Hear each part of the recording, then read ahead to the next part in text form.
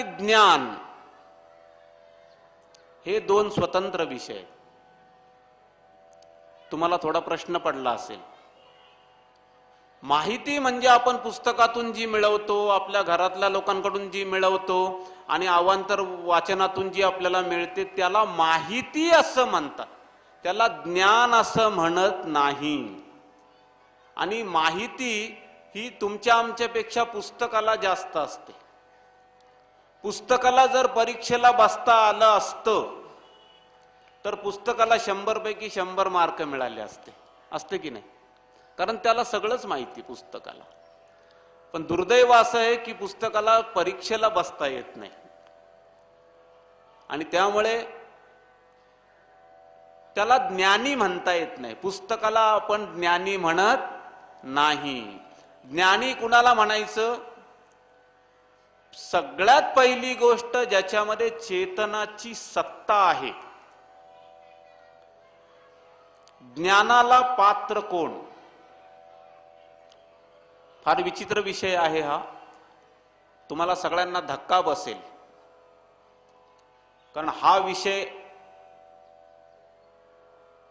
अनाधिकाऱ्यासमोर बोलू नये असा सिद्धांत आहे माझा.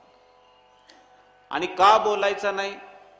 आता परवा दिवशी एक छोटा मुलगा आला आणि इथे मला म्हणाला की जाता जाता तुमचं ऐकलं थोडंसं आणि मला तुम्हाला प्रश्न विचारायचा आहे. मी त्याला स्वच्छ शब्दात सांगितलं की तू जर थोडंसं ऐकलं असशील तर मी तुला प्रश्नाचं उत्तर देणार नाही. बरोबर आहे की नाही? मस्करी म्हणून ऐकायचं आणि त्याच्यावरती जर विवाद करायचा तर ते जमणार नाही. माझा असाच एक मित्र होता.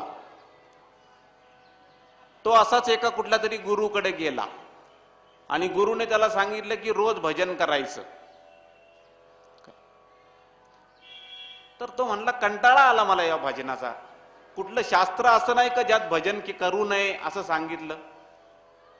तर म्हटलं शोध कुठंतरी सापडेल तुला.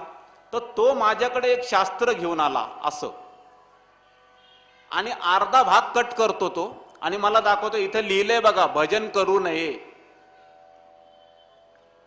भजन करू नये लिहिलेलं आहे. त्याला म्हटलं हा हात काढ, हा हात काढ. म्हटलं नाही हा हात नाही काढणार. म्हटलं का रे?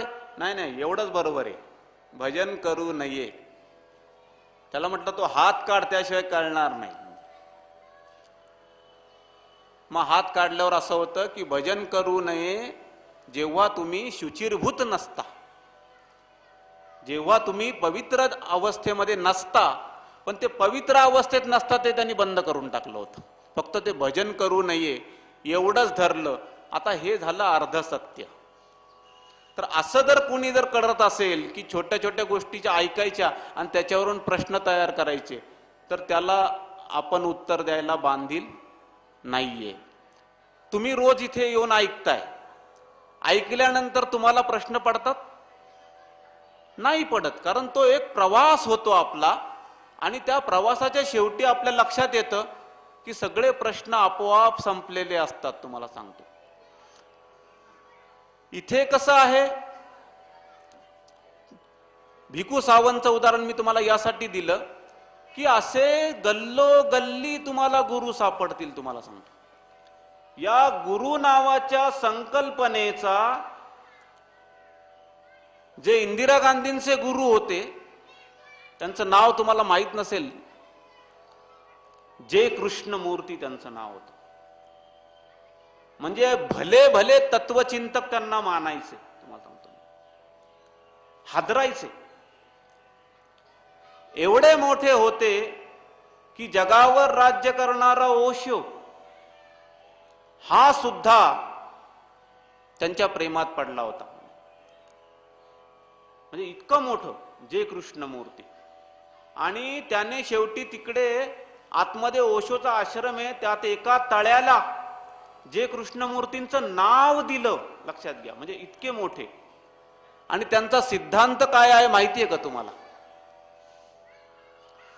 जे कृष्णमूर्तींचा सिद्धांत असा आहे की या जगात गुरुची आवश्यकता नाही.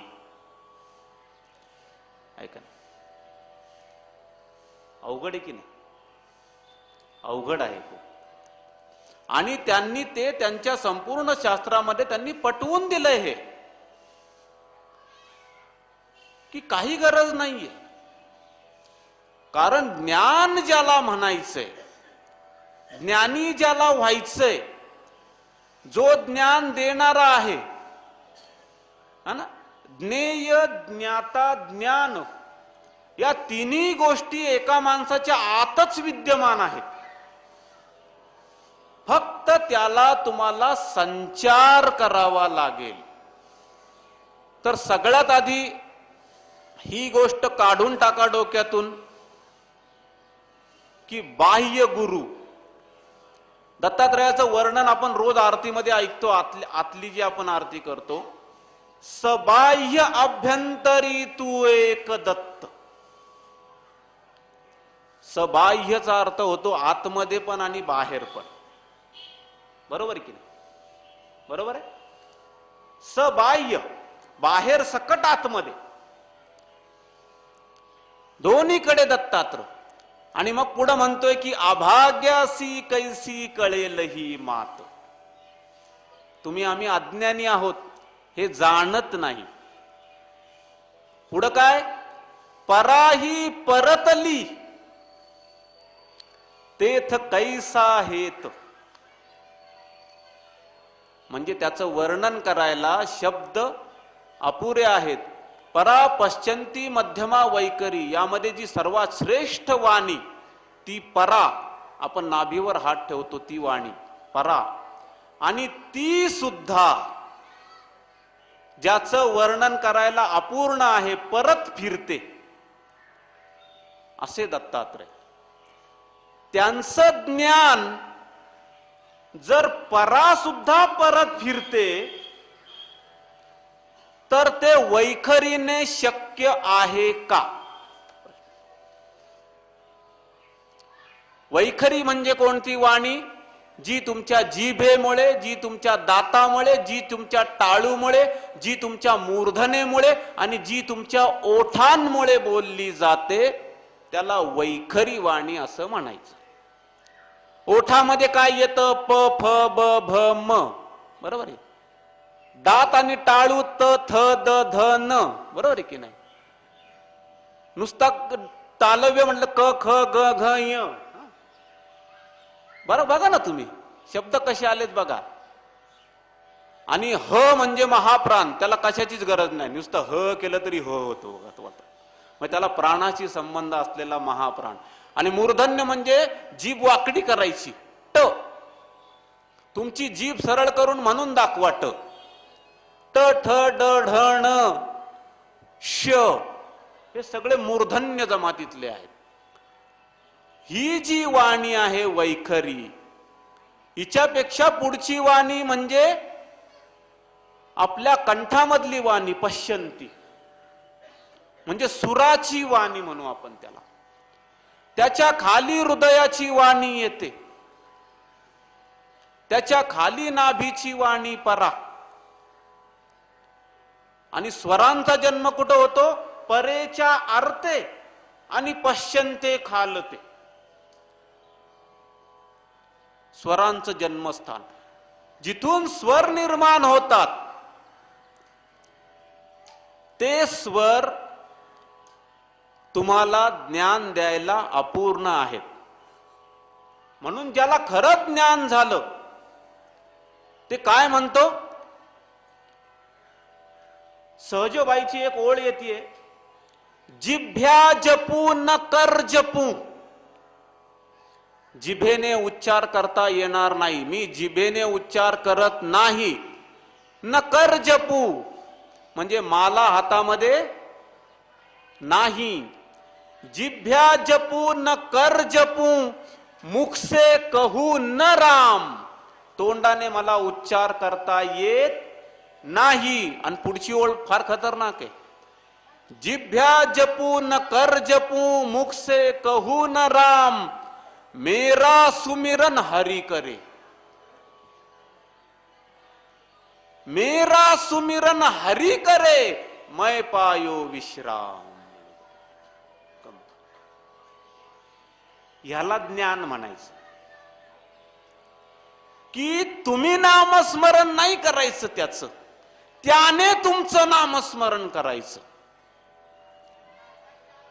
अवघड आहे की नाही हे ज्ञान? त्याचं कारणच आहे. त्याची 4 दानं, 4 प्रकारची दानं तो तुम्हाला स्पर्श करू इच्छितो. फार सुंदर उदाहरण येतं. कसा स्पर्श? कसा स्पर्श? कोंबडी अंड घालते. ते अंड जर तिच्या पंखाखाली गेलं नाही तर आतला जीव नासतो. आतला जीव नासतो. जर ते अंड तिच्या पंखाखाली जाऊन उबलं तर त्याच्यातून काय होतं?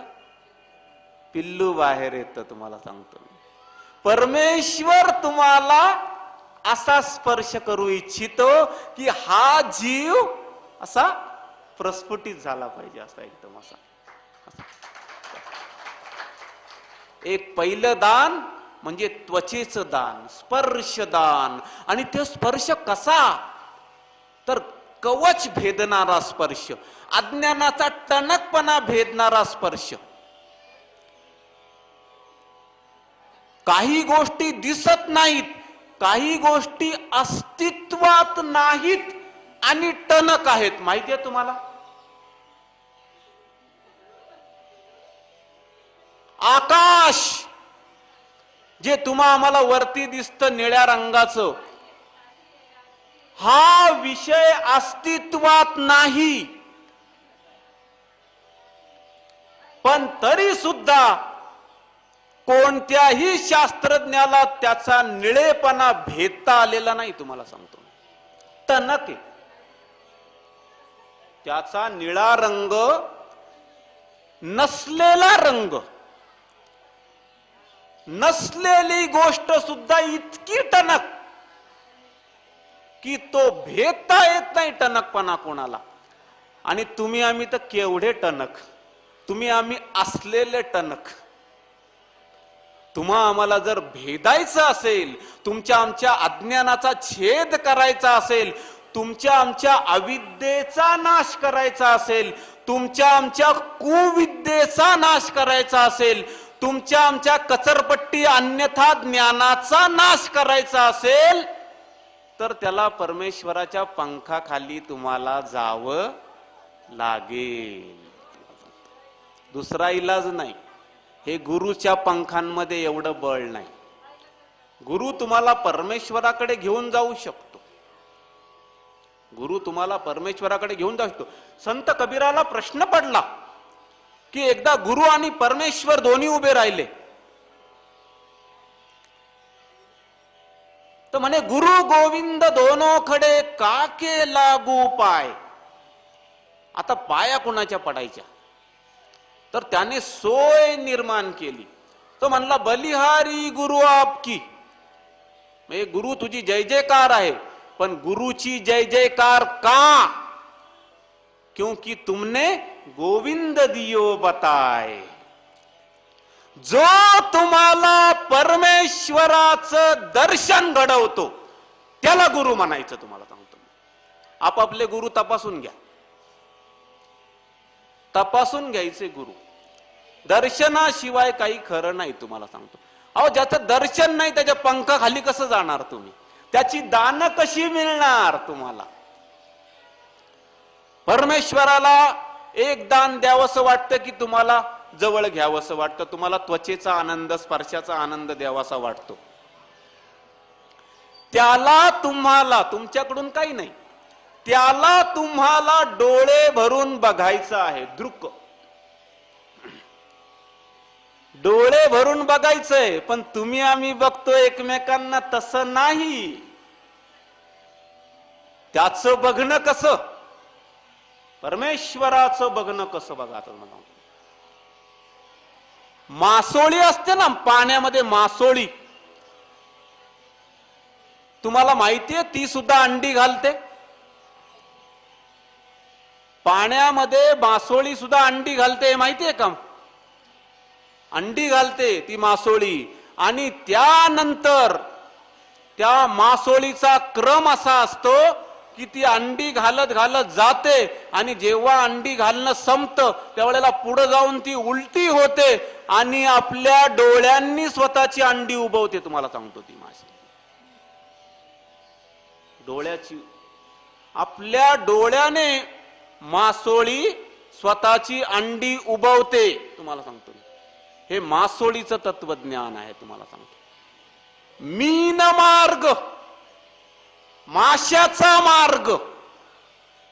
कारण मासा हा एक प्रकार असा आहे की ज्याच्या डोळ्यामुळे अंड उगतं, आणि मासा हा एकच प्रकार आहे जो प्रवाहाच्या विरुद्ध वेगाने प्रवास करू शकतो. तुम्हाला सांगतो वेगाने प्रवास करतो तो. परमेश्वराला तुम्हाला असं बघायचंय, असं मासोळीसारखं, असं थातूर मातूर नाही, मासोळीसारखं असं बघायचंय तुम्हाला. आणि तुमचे जे टणकत्व आहे, तुमचा जो वाह्यात उपद्व्याप आहे, तुमचा जो मतित्रय आहे, तुमचं जे अनादि अविद्या आहे. अनादि अविद्या कशाला म्हणायचं? तांदूळ बघितला तुम्ही, आणि त्या तांदळावरती भात माहितीये का तुम्हाला? भात, त्या तांदळावरती 5 पिशी असते. तपकिरी रंगाचा साधारण दिसतो तो भात. आपण तो भात तसाच खातो का? त्याला काय करायला लागतं? सडायला लागतं त्याला.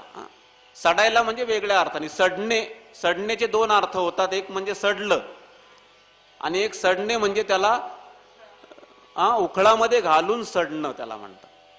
तर त्याला सडल्यानंतर आतमधला पांढरा शुभ्र तो दाणा असा बाहेर येतो. तर हा जीव जो आहे तुमच्या आमच्यामध्ये बसलेला, या जीवाचं आपल्याला अजून दर्शन नाही. कारण तो सुद्धा असाच बाहेरून अनादि अविद्येने युक्त. काय आहे त्याच्यावरती? त्याच्यावरती अविद्या आहे, त्याच्यावरती अज्ञान आहे, त्याच्यावरती अन्यथा ज्ञान आहे, त्याच्यावरती सुखदुःख ग्राहकत्व म्हणजे जीवत्व आहे, आणि त्याच्यावरती आद्यमळ आहे. हे सगळ्यांनी युक्त. आणि फक्त परमेश्वराला माहिती आहे की याला जोपर्यंत सडत नाही तोपर्यंत याचं मुख्य स्वरूप बाहेर येणार नाही. आणि ते जे तांदळाचं मुख्य स्वरूप आहे, परमेश्वर हा जात्याच तसा आहे, आणि तुम्ही आम्हाला तसं व्हायचं आहे. एवढा फरक आहे आपल्या दोघांमध्ये. परमेश्वरामध्ये आणि जीवामध्ये फरक केवढा की तो ऑलरेडी सडलेल्या अवस्थेत आहे, म्हणजे ऑलरेडी स्फटिक शुभ्र आहे, आणि हा थोडा मसी पाणी न्यायाने शुभ्र पाण्यामध्ये एखादा थेंब मसी म्हणजे शाई पडल्यानंतर जसं ते काळवंडतं तसा थोडस काळवंडलेल्या अवस्थेत आपण आहोत. आणि हा काळवंडलेला भाग त्याला माहिती आहे. बरोबर. आणि म्हणून तर तुम्हाला जन्माला आणलं. हे आता कुठनं चाललेलं आहे आपलं लक्षात घ्या. आपली आता कुटाकुटी चाललेली आहे. म्हणून बऱ्याच लोकांना इथलं प्रवचन सहन होत नाही, फटके बसतात, सहन होत नाही. त्याचं कारणच आहे तसं. बरं, ते कुठल्याशिवाय बाहेर पडणार नाही, त्याला आता मी काय करावं? त्यामुळे मला माझ्या हातात मुसळ दिलेला आहे, त्याला आता मला काही करता येणार नाही. तर परमेश्वराला तुम्हाला डोळा भरून बघायचं आहे. परमेश्वराला काय करायचंय? अजून तुमच्याशी बोलायचंय. कशी गंमत आहे बघा. परमेश्वराला तुमच्याशी बोलायचं आहे. पण आता तुमचा प्रॉब्लेम असा आहे की परमेश्वराशी कसं बोलायचं हे तुम्हाला माहित नाही. परमेश्वराला तुमच्याशी कसं बोलायचं हे त्याला माहित आहे, पण त्याच्याशी तुम्हाला कसं बोलायचं हे तुम्हाला माहित नाहीये. लक्षात घ्या, जो गर्भ का इकरार था. आपण आईच्या गर्भामध्ये होतो. आईचा गर्भ फार महत्वाचा आहे, तुम्हाला सांगतो मी. तो एकच जागा अशी होती की जिथं आपण शुद्ध होतो, जिथं आपण सोलीव होतो, मला सांगतो, जिथं आपण अजिबात मळलेलो नव्हतो, जिथं आपण डायरेक्ट त्याच्याशी संबंध ठेवून होतो, जिथं आपल्याला मीपणा नावाचा प्रकार अजिबात शिवलेला नव्हता. ती एकच जागा. एका मोठ्या तत्वचिंतकाची कथा येते. खलील जिब्रान त्याचं नाव, अमेरिकेचा तत्वज्ञ. तो म्हणतो की मी लहानपणी आईच्या पोटात होतो तर एक असाच गुरु आला. आता गुरुचा अर्थ तुम्ही लक्षात घ्या. असाच गुरु तो आला आणि माझ्या आईला म्हणाला, माताजी माताजी तुमको लड़की होने वाली है. तर हा खलील जिब्रान म्हणतो, मैं अंदर से चिल्लाया, अरे मैं लड़का हूं, लेकिन मेरी भाषा कोई समझ नहीं सका. मने फिर मैं बाहर आया, मने जाहिर है मैं लड़का ही था. वो गुरु फिर आया और मेरे माताजी को बोलता है, माताजी मैंने कहा था ना तुमको लड़का होगा. मैं चिल्लाया, मने मैं अंदर था तो बोलता था लड़की होने वाली है, झूठ बोलता है, लेकिन अफसोस मेरी भाषा कोई समझ नहीं सका. फिर मैं थोड़ा बड़ा हुआ, 1 साल का, वो गुरु फिर आया. वो बोलता है, माताजी आपका लड़का बड़ा होके वकील बनने वाला है. मैं चिल्लाया, मैंने कहा मैं डॉक्टर बनने वाला हूं, लेकिन अफसोस मेरी भाषा कोई समझ नहीं सका. और अब मैं 25 साल का हूं, 27 साल का हूं, मैं डॉक्टर बना हूं, वकील नहीं. वो गुरु, मेरी मां अब इस दुनिया में नहीं है म्हणतो, लेकिन वो गुरु वो अभी भी लकड़ी टेक के मेरे पास आता है और मुझे कहता है, बेटा बच्चा, चेला, तू जब छोटा था तो मैंने भविष्यवाणी की थी कि तू बड़ा होके डॉक्टर बनने वाला है. और आज मी मोठा झाल्यानंतर मला हे माहिती आहे तो खोटं बोलतोय. मुझे ये पता है वो झूठ बोल रहा है, लेकिन फिर भी मैं उसके पैर पकड़ता हूं, उसकी पूजा करता हूं, उसको मान देता हूं. झूठा है फिर भी मुझे मान देना पड़ता है. क्यों? क्योंकि मैं अपने गर्भ की भाषा भूल चुका हूं. तुम्हाला सांगतो, आपण सत्याची भाषा विसरून गेलेलो आहोत. तुम्हाला सांगतो, कसा बोलणार परमेश्वर तुमच्याशी? रोज बोलत सुद्धा असेल, त्याच्या परेचे बोल ऐकू कसे येणार? तुम्हाला वैखरी कळत नाही, परेचे बोल कसे ऐकणार आपण? पण त्याला तुमच्याशी बोलायचं आहे, त्याला तुम्हाला डोळे भरून बघायचं आहे, त्याला तुम्हाला स्पर्श करायचा आहे. सगळे मी व्यवस्थित फोडलेलं आहे. स्पर्श कसा? कुकडीचा दृष्टांत दिला मी तुम्हाला, कोंबडीचा दिला की नाही? डोळे भरून कसं बघायचं? मासोळीचा दृष्टांत दिला तुम्हाला. आणि आता तुम्हाला शब्ददान द्यायचंय, तुमच्याशी बोलायचं आहे. का? कारण तुम्हाला ती भाषा जी सत्याची भाषा आहे, जिच्यात परिवर्तन असंभव. शब्द शब्द क्या कहूं, शब्द के हाथ न पाव. शब्द ही गोष्ट अशी आहे की त्याला हातपाय काहीच नाही. और एक शब्द औषधी करे, वही शब्द करे घाव. म्हणजे कसं?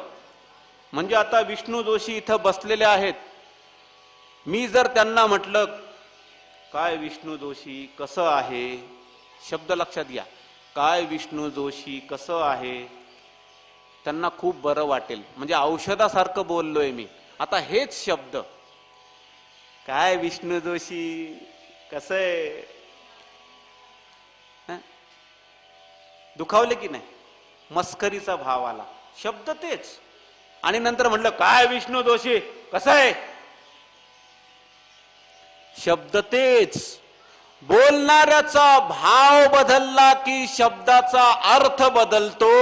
हा शब्द जो तुम्ही आम्ही बोलतो हा इतका परावलंबी आहे, इतका अर्थासाठी तुमच्या भावावर आधारलेला आहे की याच्यामध्ये किती जरी बोललं तरी त्याच्यातून परमेश्वर व्यक्त होणार नाही. तुम्हाला सांगतो मी एके ठिकाणी उदाहरण दिलं, किंवा मी आता मनोज कुलट बसले इथे, एखाद्या कोणी जर फळ आणून दिलं, मी त्या फळाला नुसतं तोंड लावलं, ओठांचा स्पर्श केला, दातांचा सुद्धा नाही, ओठांचा त्याच्या समोर केला आणि ते फळ इथं ठेवलं आणि त्यानंतर त्या मनोज कुलटला म्हटलं, ये इकडे आणि हे फळ खा. खाईल? तुमच्यापैकी कोणी खाल? तुमच्या बाजूला जाऊन केलं तर नाही, तुमच्या समोर मी तसं करणार. खाणार तुम्ही? नाही खाणार. का? उष्ट झालं. ज्या गोष्टीला ओठ लागले, दात लागले, जीभ लागली, टाळू लागलं, ती गोष्ट उष्टी होते. परमेश्वराचं नाम हे म्हणून वैखरीत नाही, कारण त्याला उष्ट करता येणार नाही. तुम्हाला सांगतो, पवित्रता आहे. म्हणून जिभ्या जपू नकर जपू, मुख से कहू न राम. कळायला वेळ लागेल. अजपा जपणे उलट प्राणाचा. अजपा, अजपा म्हणजे जपू नका. अजपा, अजपा जाप 16,600 जपा नेमून गेली ती अजपा. तुमचा जो श्वास दिवसभर चाललेला आहे, हा दिवसा 24 तासामध्ये 21,600 वेळा येतो आणि जातो. गणित, परफेक्ट गणित. हे गणित बिघडलं की तुम्ही आजारीच पडला म्हणून समजायचं. तुम्हाला नामस्मरण हा विषय शब्दांमध्ये येणारा विषय नाहीये. उष्ट्याचा तर त्याला अजिबात सोस नाहीये. तर परमेश्वराला तुमच्याशी बोलायचं आहे. आणि आणखी काय? परमेश्वराला तुम्हाला, लक्षात घ्या, उलटा सिद्धांत चाललाय. उलटा नाम जपा जग जाना, वाल्मिकी बहे ब्रह्म समाना म्हणे. तर लोक म्हणतात ते राम रामचं मरा मरा मरा मरा केलं. असं नाहीये होते, असं नाहीये ते, असं नाहीये. ते चुकीचं आहे सगळं. मग यांनी रामचं मरा मरा केलं, जर ख्रिश्चन लोकांनी उलट करायचं म्हटलं गॉड तर ते डॉग डॉग डॉग डॉग होईल. हो, असं नसतं ते कधी. उलटा नाम जपा जग जाना, ते ही कोण आहे तुम्हाला? त्याला उलट चाललंय सूत्र सगळं. आता काय आहे? परमेश्वराला तुम्हाला बघायचं आहे, परमेश्वराला तुम्हाला स्पर्श करायचा आहे, परमेश्वराला तुम्हाला काय करायचं आहे, आणखी बोलायचं आहे, बघायचं आहे, स्पर्श करायचा आहे. आणि त्याच्या पलीकडची घटना परमेश्वराला तुम्हाला आठवायचंय. बघा, खूप धाडसाचं विधान आहे. तुम्हाला परमेश्वराला आठवायचं नाहीये, तुम्ही तर आठवत सुद्धा नाही. तुम्ही आपलं कारण परत्वे येता आणि तुम्हाला कामामुळे परमेश्वराची आठवण येते, दुःखामुळे परमेश्वराची आठवण येते. एक असा प्रसंग महाभारतात घडलेला आहे की सगळ्यांना कृष्णाने शेवटी सांगितलं, मागा काय मागता. तर सगळ्यांनी मला हे दे, मला मुक्ती दे, मला मोक्ष दे, मला अमुक दे, मला तमुक दे. कुंती पांडवांची माता एक मात्र अशी होती जी कृष्णाजवळ गेली आणि काय मागितलं माहितीये? कृष्ण म्हणाला, माग काय मागायचं माते? तर म्हणली, कृष्णा मला दुःख दे. दुःख ही गोष्ट मागायची, दुःख दे. का? कारण सुख हे तुझं नाव विसरायला कारण आहे. सुखामध्ये आम्हाला तुझं नाव आठवत नाही रे. जेव्हा दुःख होते, जेव्हा वेदना होते, जेव्हा पार मरायची बारी येते, तेव्हा मग तुमचं सुरू होतं केशवा माधवा. आणि म्हणते मला तुझं नाव सारखं आठवायला पाहिजे आणि म्हणून मला दुःख पाहिजे म्हणते. दुःख मागितलं. सुख ये तेरा नाम बिसारी, हमें दुख दे दो हरी. म्हण, सुख में तुझको कोई न चाहता. पैसेवाल्यांची अवस्था बघा, त्यांना काही परमेश्वराची गरज नाही. सुख में तुझको कोई न चाहता, दुख में तुझको सबही पुकारी. आणि म्हणून हमें दुख दे दो हरी, अशी ती अवस्था आहे. तर इथं उलट आहे की परमेश्वराला तुम्हाला आठवायचं आहे. कसं?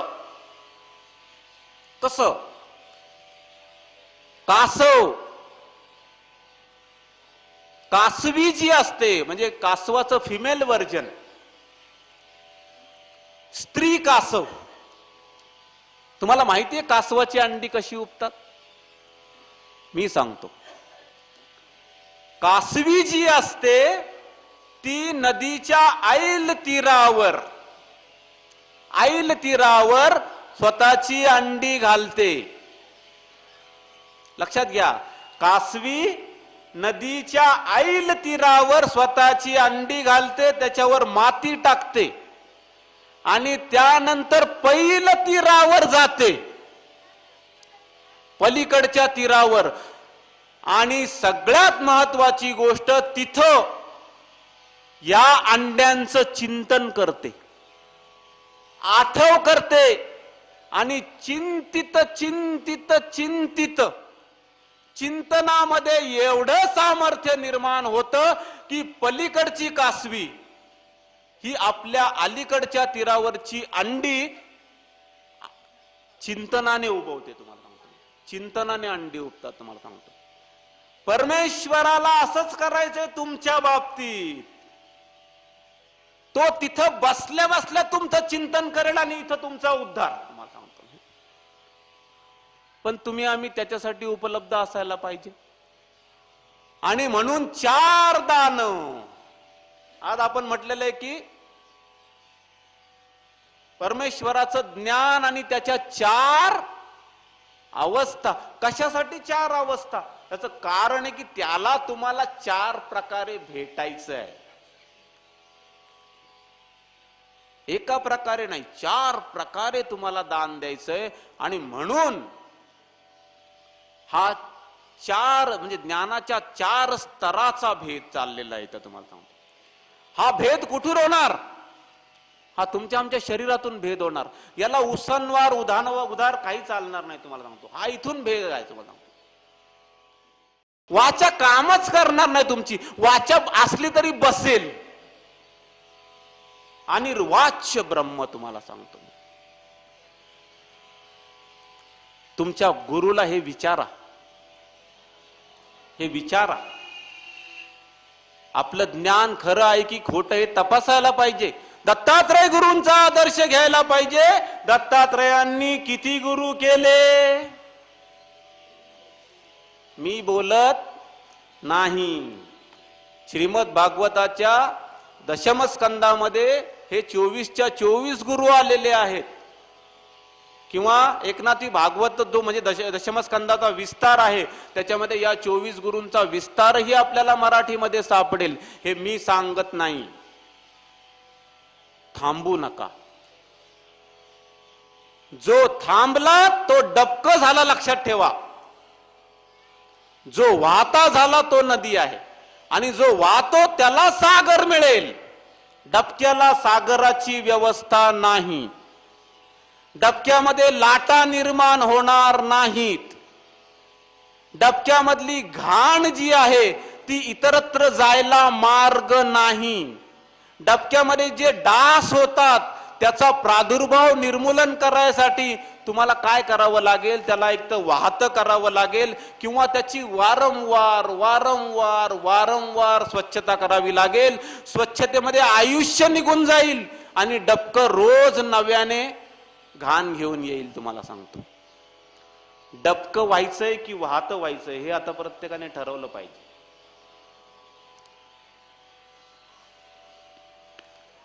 हे जे मस्तक आहे ना, याचा कधीतरी उपयोग करायला पाहिजे. तुम्हाला सांगतो, गंजून गेलीये बुद्धी. परमेश्वराने अचाट बुद्धिमत्ता दिलीये आणि गंजून गेलेली आहे.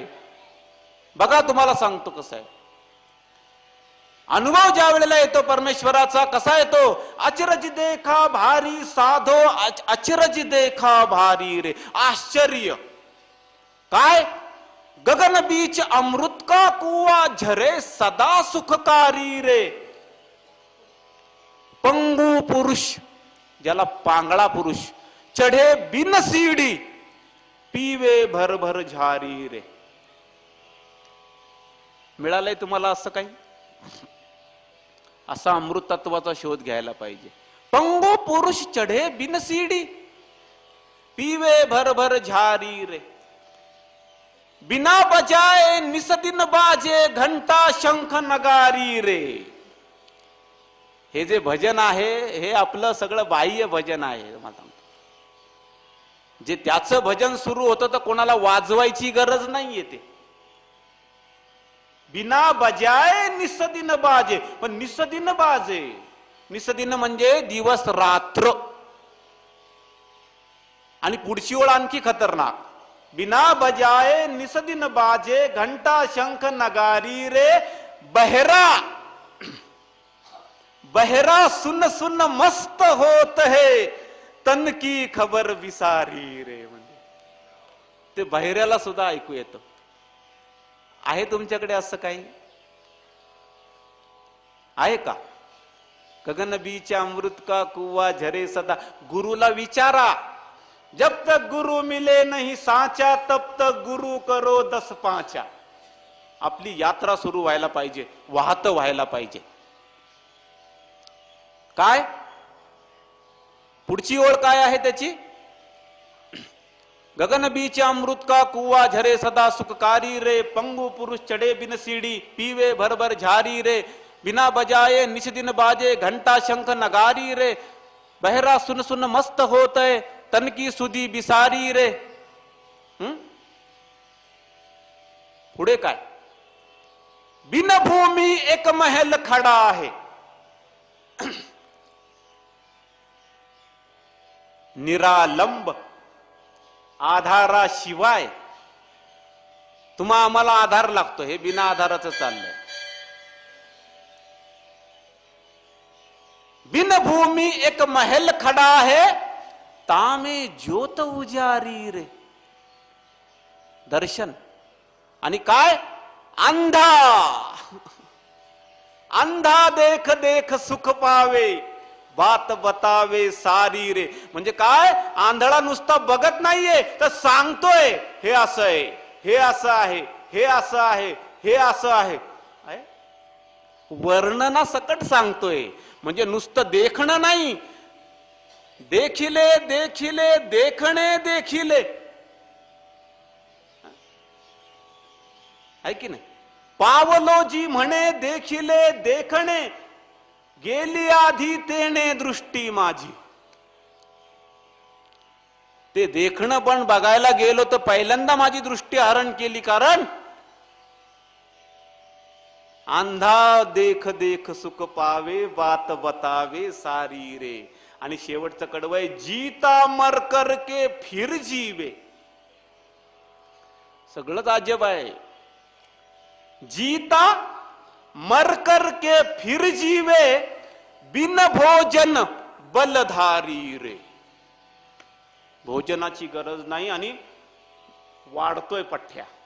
आणि मग पुढं आहे की ब्रह्मानंद संत जन बिरला, एखाद्याला कुणाला तरी समजे बात हमारी रे. हे कुणाला तरी एखाद्याला कळेल असं ब्रह्मानंदी म्हणतायत. तुमचं काय मत आहे? त्यांचं म्हणणं खरं ठरवायचं की आपल्याला कळलं पाहिजे? काय म्हणणं आहे तुमचं? कळलं पाहिजे की नाही कळलं पाहिजे?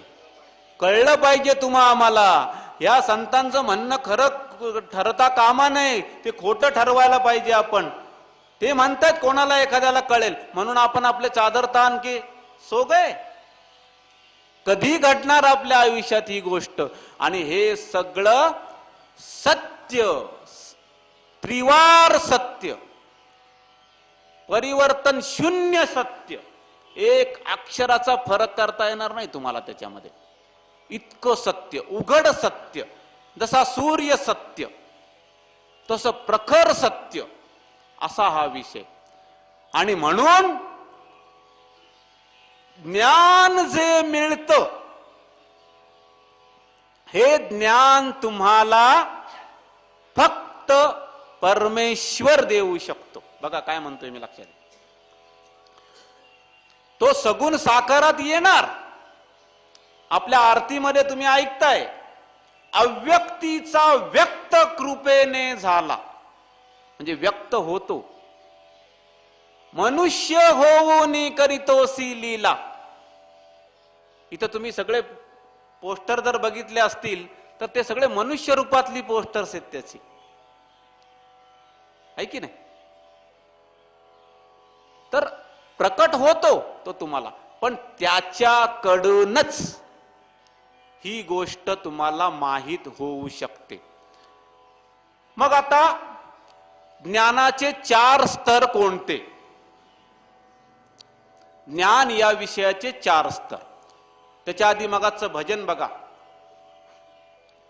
निरंजन पद को साधु कोई पाता है. हे निरंजन पद आहे. निरंजन पदाला हे कळेल मी जे काय म्हणतो ते. मूल द्वार से खेच पवन को उल्टा पंथ चलाता,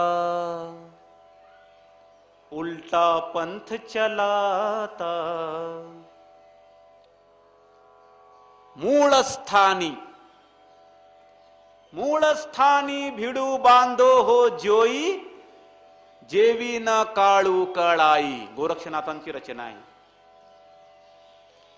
मूल द्वार से खेच पवन को उल्टा पंथ चलाता, नाभि पंकज दल में सोती नागन जाय उठाता साधो. कुंडलिनीची जागृती. साधु कोई पाता है. मेरुदंड की सीढ़ी बनाकर. आहे की नाही सगळ्यांना मेरुदंड? म्हणजे हे तुमच्या माझ्या बाबतीत सुद्धा होऊ शकतं.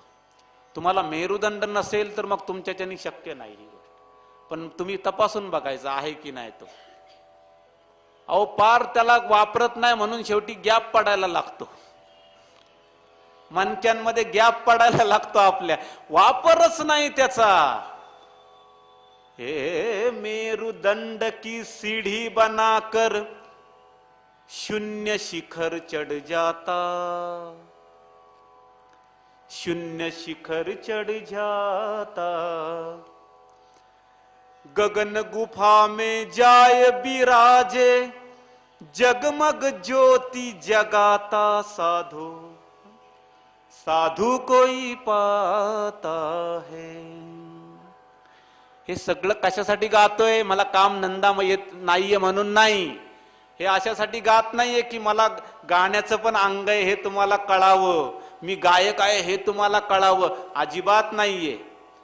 जर माझा गायकपणा मला जपायचा असता तर एवढा घसा फाटेपर्यंत ओरडलो सुद्धा नसतो. एका माणसाने मला मागे सांगितलंय 2 दिवसापूर्वी, अहो म्हणजे माझ्या भल्यासाठी सांगितलं त्याने अर्थात, की तुम्ही खूप जोरात बोलता. तर त्याला दया आली माझी थोडीशी. तर मी त्याला उत्तर दिलं, काय करू, मी जे बोलतो दत्तात्रय प्रभू आणि त्यांचं तत्वज्ञान, ही एकच गोष्ट जगात अशी आहे जिला तुम्हाला एवढं मोठं करून सांगायलाच पाहिजे. तुम्हाला सांगतो मी, बाकी सगळं तुम्ही गुपचूप सांगा, खोटं नाटक गुपचूप सांगा, खरं असं सांगायला पाहिजे. तुम्हाला सांगतो, घाबरणं दिसता कामा नये. तुम्हाला सांगतो, जर इथं मी बसून घाबरलो तर पुन्हा त्याच गोष्टी आपल्या वाट्याला येतील ज्या आपल्या भयाला कारण झालेल्या आहेत, ज्या आपल्याला प्रचंड भीतीमध्ये ठेवतात, सोवळ्या ओवळ्यात ठेवतात. अमक करू नको, तमक करू नको. आज नानांचा सत्कार केला मी असा उगवता सूर्याला नमस्कार करणारा माणूस नाही बर का. म्हणजे स्पष्टपणे सांगतो, नानांचा सत्कार करायचं कारण सांगतो तुम्हाला. काय कारण आहे? हे सगळं जमवलं म्हणून नाही, जे तुम्हाला दिसलं नाही ते कारण सांगतो. एका अशा स्त्रीकडे की जी या संपूर्ण परिसराची सफाई करते आहे, त्या स्त्रीच्या हातून परमेश्वराची आरती करायची ही संकल्पना माझ्या डोक्यात नाही आली, ही नानाच्या डोक्यात आली. तुम्हाला सांगतो, ज्या वेळेला पूजेचा प्रश्न आला त्यावेळेला बाईला आतमध्ये धाडायला लागलो तर इंगोले महाराजांनी अडवलं. नाही नाही, त्यांना इथंच थांबवा, आम्ही शंकर काळभोरच्या आतून पूजा करतो. का हो? का? परमेश्वराचं ऐकण्यासाठी जर तुम्ही तुलना केली रोजची, तरी सुद्धा संख्येने जास्त असणारा स्त्री वर्ग आणि त्याला पूजेचा अधिकार नाही. मी तुम्हाला विचारतोय, आणि तो अधिकार आज दत्तात्रयाच्या साक्षीने आपण दिला, याला नाना कारण आहे. तुम्हाला सांगतो,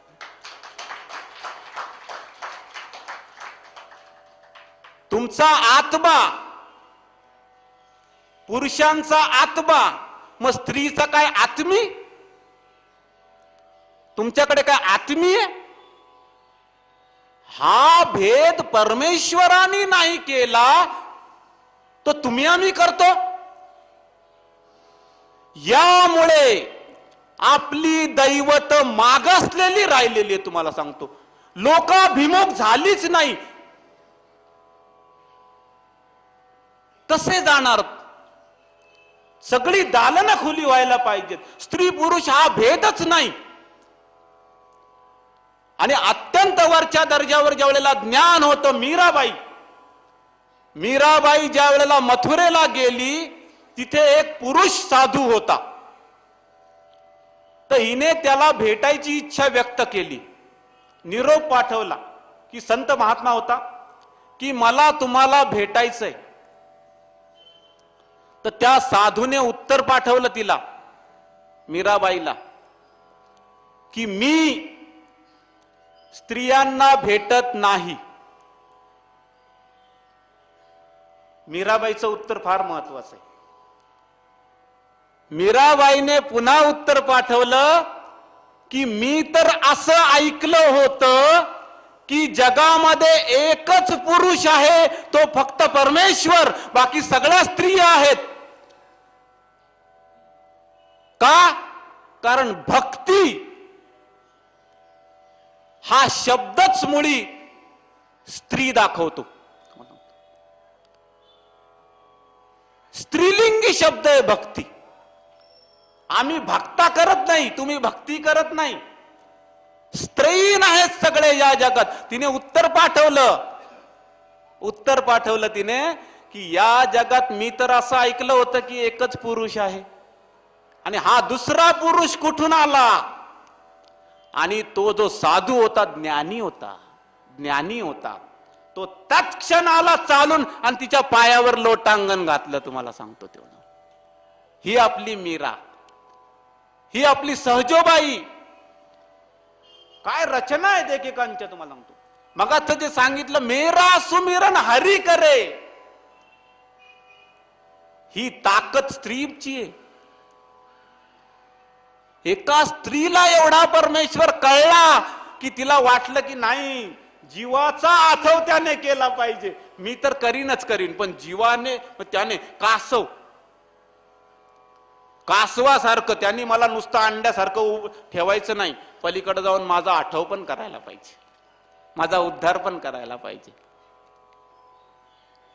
कौतुक या गोष्टींचं करायला पाहिजे. मी अत्यंत डोळस आहे, तुम्हाला सांगतो मी या बाबतीत. असाच सत्कार नाही केला. तुम्हाला बरोबर वाटतो सत्कार? बरोबर वाटला तुम्हाला सत्कार? नाही व्हायला पाहिजे. परमेश्वराला स्त्री पुरुष असा भेद नाहीये. तुम्हाला सांगतो मी, हा भेद कुणी आणला? हा आपण माणसांनी आणला. तुम्हाला सांगतो, हा आपल्या स्मृतीतून, पुराणातून जो आलेला आहे त्याच्यावर आलेला आहे.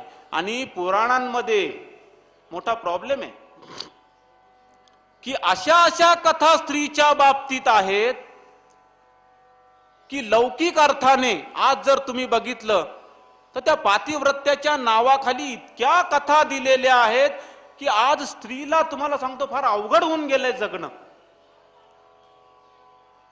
सारखं दाबलंय तिला, तिच्यावरती राज्य गाजवणारा पुरुषच ठेवलाय. तर काय झालंय तुम्हाला सांगतो की शास्त्र रचना करणारी जी जमात आहे ती सगळी पुरुष.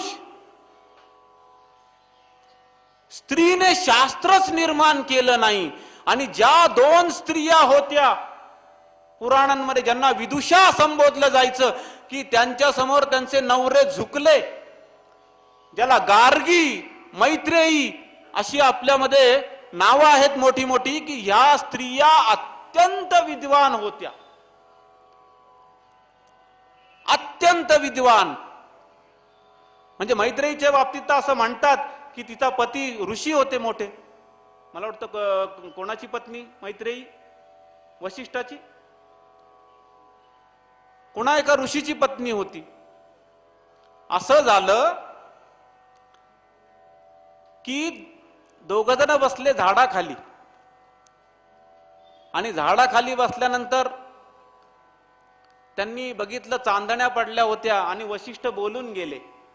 वशिष्ठ काय म्हणाले की चांदण्या एवढ्या सुंदर दिसत आहेत की यांच्या प्रेमात पडावं असं मला वाटतंय, यांच्यावर प्रेम करावं असं मला वाटतंय. तर मैत्रेयीचं उत्तर त्याला फार सुंदर आहे.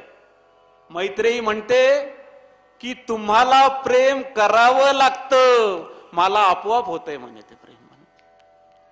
ह्या दर्जा आहे स्त्रीचा. तुम्हाला सांगतो, हा दर्जा आहे. तुम्हाला सांगतो, तुम्हाला करावं लागतं, माझं आपोआप होतंय. काय दर्जा आहे तुम्हाला सांगतो. भेद नाही पाहिजे. भेद अमंगळ. आपले सगळे संत सांगून गेलेत. ज्ञानाच्या बाबतीत स्त्री पुरुष समान. ज्ञानाच्या बाबतीत स्त्री पुरुषांमध्ये भेद नाही. अधिकार परत्वे दोघांनाही समान ज्ञान होऊ शकतं. पात्रता कोणाची कशी आहे हा एक विषय राहतो. समजा सूर्याचा प्रकाश वरून एकसारखा पडणार, पण एखादा जर आरशासारखा लखलखीत असेल तर तो सूर्य त्याच्यात जास्त जोरात प्रकाशतो. पण एखादा जर डबका असेल तर त्याच्यामध्ये सूर्याचा प्रकाश पडून सुद्धा तो प्रकाशत नाही. तुम्हाला सांगतो, आपण जे हे सगळं मांडलेलं आहे ते यासाठी मांडलंय की स्वच्छता व्हायला पाहिजे, प्रतिबिंब पडलं पाहिजे, निदान मुख्य नाही मिळालं तरी तुल्य या दर्जाला सुद्धा आपल्याला जाता आलं पाहिजे. मग त्यासाठी 4 प्रकारचं ज्ञान, 4 प्रकारचं म्हणजे 4 स्टेप ज्ञानाच्या. पहिलं ज्ञान काय, तर मी तुम्हाला सांगितलं की परमेश्वराला आपल्याशी बोलावंसं वाटतं.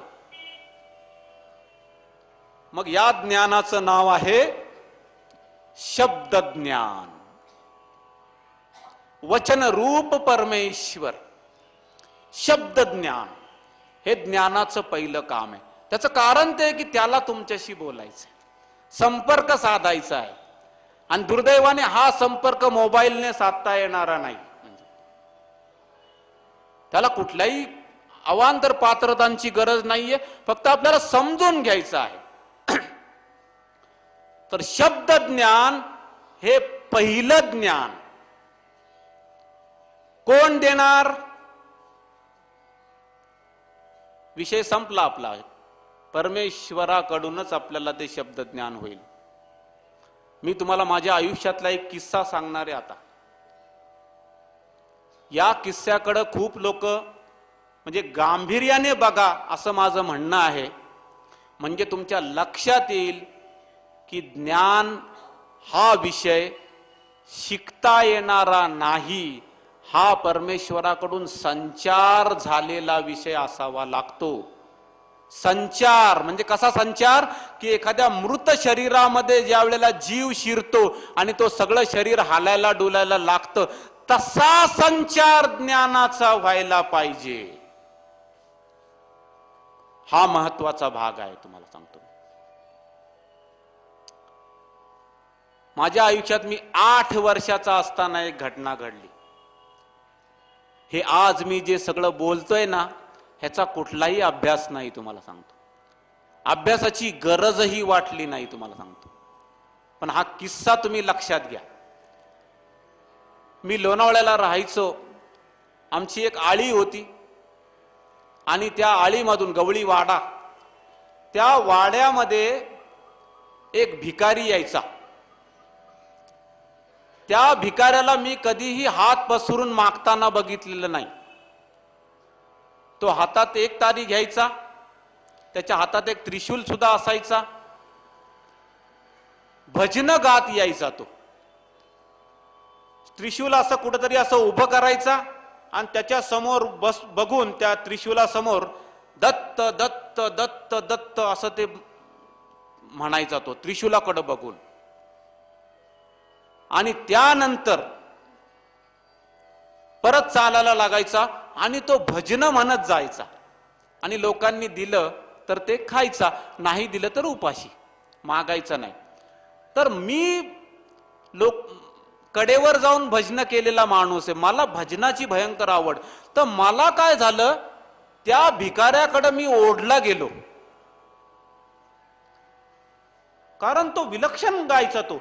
आणि शेवटी यायचं त्याच्या कवी बाबाजी म्हणे, असं ते शेवटी पालुपद असायचं, कवी बाबाजी म्हणे. ते मला कळायचं नाही की हे कोण, हा बाबाजी कोण. कारण तुका म्हणे, नामा म्हणे, ज्ञानदेव म्हणे, बाप रखुमा देवी वरू चोखा म्हणे, जनी म्हणे, हे सगळं माहितीये, पण हा कवी बाबाजी कोण. सत्य घटना सांगतोय. 8 वर्षाचं वय, भिकाऱ्याकडे मी आकर्षीला गेलो केवळ यासाठी की हा कवी बाबाजी कोण. दुसऱ्या दिवशी परत आला तो. आज मी जे भजन म्हटलं, निरंजन पद को साधू कोई पाता है, त्याच सालीवर त्यांनी आणखी एक भजन म्हटलं आणि त्याला पकडलं. मी म्हटलं काय हो, हा कवी बाबाजी कोण. तर मला त्यांनी झिडकारलं, तुला काय करायचं. पुन्हा आपला चालत चालत गेला. आता पिच्छा सोडणार बाल हट्ट बरं का, स्त्री हट्ट राज हट्ट तसा बाल हट्ट असतो माहितीये ना. बिरबलाला एकदा प्रश्न केला होता बादशाहने की या जगामध्ये सगळ्यात मोठा कोण, तर सगळे त्याचे दरबारी होते बादशाचे, ते म्हणले खाविंद या जगात सगळ्यात मोठे म्हणजे अकबर बादशाच. तर बिरबलाला विचारलं तू सांग, तर बिरबल म्हणाला एक लहान मूल असतं ना ते बादशापेक्षा मोठं आहे असं मला वाटतं. आणि सगळे उचकले, म्हणे बादशापेक्षा लहान मूल मोठं, तो म्हणला मला तसं वाटतं. तर सगळ्यांनी छी थू केली, हा हे काय उत्तर झालं म्हणे. दुसऱ्या दिवशी बिरबल एक छोट गोंडस मुलगा घेऊन आला, छोटासा असा गोड दिसायला एकदम असा टकमक टकमक बघायचा, त्याच्या डोळ्यामध्ये विलक्षण तेज. मुळातच लहान मुलामध्ये प्रचंड तेज असतं तुम्हाला सांगतो मी, कारण ती जगाची सुरुवात आहे आणि जगाच्या सुरुवातीला परमेश्वर आदि अनादि है ना, अनादि आत्ता आहे आणि नंतर पण असणार आहे. नानक होसी भी सच, म्हणजे है भी सच होसी भी सच, असा तो सत्य. तर तो मुलगा आणला त्यांनी, तो बादशाच्या मांडीवर दिला. बादशाला मोह आवरला नाही, तर बादशाच्या मांडीवर दिला. ते मुलगा खेळायला लागलं, खेळता खेळता दाढी ओढायला लागलं. 2-4 लाथा इथं ठेवून दिल्या आणि बिरबलाने माईक ताब्यात घेतला, असं आपण म्हणूया. माईक नव्हता तेव्हा. म्हटला खाविंद तुमची दाढी ओढायचं सामर्थ्य, तुम्हाला लाथा घालायचं सामर्थ्य कोणामध्ये आहे का? म्हणे नाही, या मुलामध्ये ते सामर्थ्य आहे, म्हणून हा मुलगा तुमच्यापेक्षा मोठा आहे. तर मी लहान, मी दुसऱ्या दिवशी परत त्याला पकडला. कबी बाबाजी कोण, ते वैतागला तो. हॅ म्हणलं तो तुला 2-4 शिव्या दिल्या, काही प्रॉब्लेम नाही. कुणी निंदा कुणी वंदा, आम्हा स्वहिताचा धंदा. तिसऱ्या दिवशी परत त्याला पकडला. पुन्हा तोच प्रश्न. 3 दिवस त्याने माझा प्रश्न ऐकला आणि 4थ्या दिवशी गायब झाला. आमच्या आळीत यायचंच बंद झालं आणि मी खूप नर्वस झालो. तुम्हाला सांगतो, लहान मुलाचा हट्ट पूर्ण झाला नाही ना, काही खरं नाही तुम्हाला सांगतो. एकदा बिरबलाला उशीर झाला बादशाकडे जायला, तर बादशाने विचारलं बिरबला उशीर का झाला? म्हणलं बाल हट्ट. तर म्हणला एवढा काय बाल हट्ट असतो? तर म्हणला तुम्हाला नाही काय सांगायचं. म्हणला पोराला ऊस घेऊन गेलो, तर म्हणला तोडून दे, मग तोडून दिल्यावर म्हणला जोडून दे. बाल हट्ट. तर तिसऱ्या दिवशी गायब, मग 3 दिवस झाल्यानंतर 4थ्या दिवशी गायब. आणि मी हवालदिल झालो, कारण मला आता ती टोचणी लागून राहिली. चिंतन सुरू झालं. त्या जो कोणी असेल तो भिकारी, त्याचं भिकाऱ्याचं चिंतन बघा कशी गंमत आहे. भिकाऱ्याचं चिंतन सुरू झालं. आणि त्यानंतर एकदा भांगरवाडी साईडला, म्हणजे साधारण आमच्यापासून 3-3.5 किलोमीटर अंतरावरती जागा आहे, तिथं हा भजन गात बसलेला मला दिसला. समोर एक रुमाल टाकला होता आणि भजन गात होता. मी त्याला म्हटलं का हो, म्हटलं तुम्ही गायब झाला, म्हटलं माझ्या प्रश्नाचं उत्तर द्या. तिथं त्याला पकडला. मग त्याच्या लक्षात आलं की अरे अवघड आहे. त्याने माझा हट्ट मान्य केला, पण मला म्हटलं ₹1.25 घेऊन ये. माझ्या मनात पहिली गोष्ट काय आली, अरे अरे अरे अरे, हा सुद्धा पैशाचाच लोभी निघाला नाही का. ₹1.25 घेऊन आले ये म्हणजे काय झालं, हे तथाकथितच झालं सगळं. शंकेने माणूस पछाडला ना की ज्ञान त्याच्यापासून दुरावतं. तुम्हाला सांगतो, एक उदंक नावाचा ऋषी होता.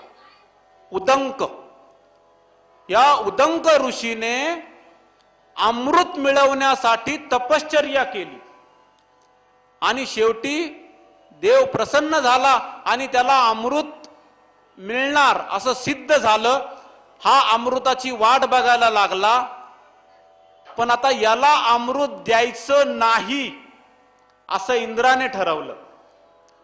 त्या इंद्राने काय केलं माहितीये तुम्हाला सांगतो, स्वतः एक अतिशय चांडालाचं रूप घेतलं.